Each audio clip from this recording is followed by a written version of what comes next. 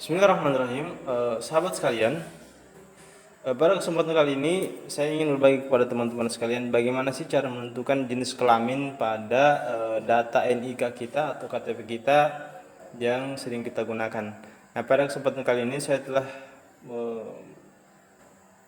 membuat atau menyiapkan data 10 NIK secara acak. Ini saya ambil secara acak 1 sampai 10, kemudian tanggal lahirnya, kemudian NIK-nya, dan kita akan menentukan jenis kelaminnya seperti itu.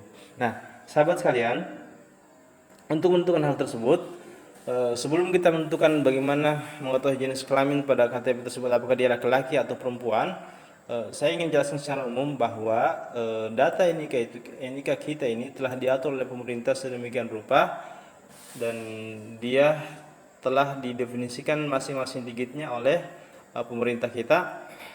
Kalau nggak salah dua angka pertama ini 7 dan 4 ini adalah kode provinsi, kemudian dua angka kedua ini adalah kode kabupaten, kemudian dua angka yang berikutnya adalah kode kecamatan, kemudian 6 angka yang berikutnya adalah tanggal lahir kita, kemudian 4 angka yang terakhir adalah data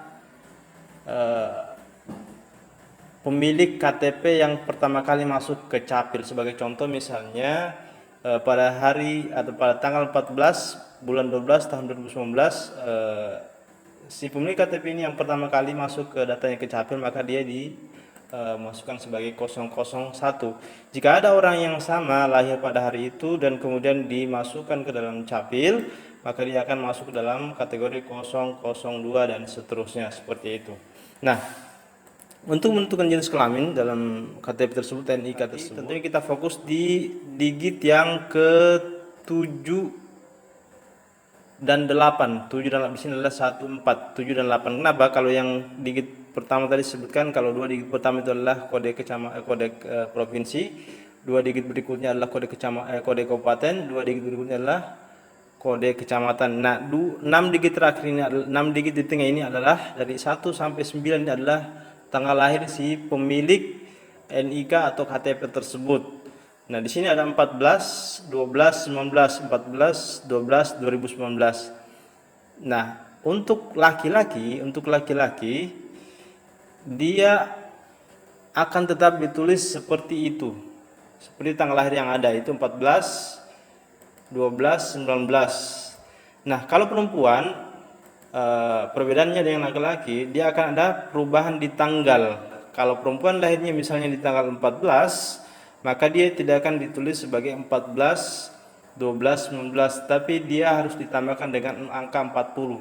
Jadi perempuan itu adalah tanggal kelahirannya ditambah dengan angka 40. Jadi 40 ke bawah itu adalah tanggal atau kode bagi laki-laki, dan 40 ke atas adalah kode bagi perempuan. Sehingga kalau kita buatkan sintaks atau formula bagi NIK kita akan dapatkan atau kita buat dengan cara menggunakan if dan mid. Itu sebagai contoh, di sini saya gunakan sama dengan if, kemudian kita gunakan dua garis datar, kemudian mid, kemudian kita gunakan sintaks NIK ini. Setelah itu berikutnya kita ngambil digit yang keberapa, karena kita mengambil tanggal kelahiran, yaitu digit 1, 2, 3, 4, 5, 6, 7. Digit yang ke-7 dan 8. 7 dan 8 itu ada.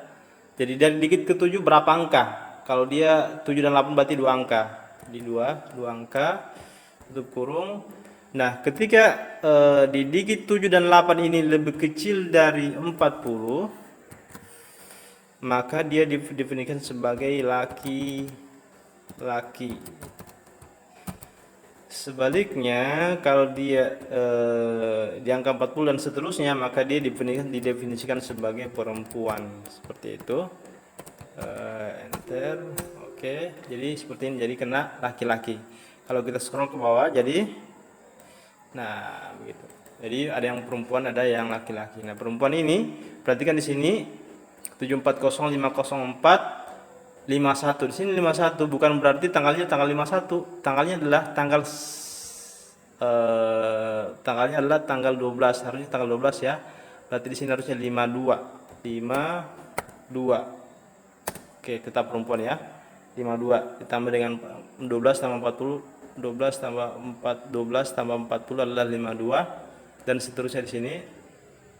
Nah, jadi seperti itu ya. Perbedaan antara tanggal laki-laki dan tanggal perempuan di dalam KTP kita. Kalau untuk laki-laki di NIK kita tanggalnya seperti itu saja, akan tetapi kalau perempuan dia tanggalnya akan berubah ditambahkan dengan angka 40 sehingga ketahuan bahwa dia adalah pemilik KTP bagi perempuan, seperti itu.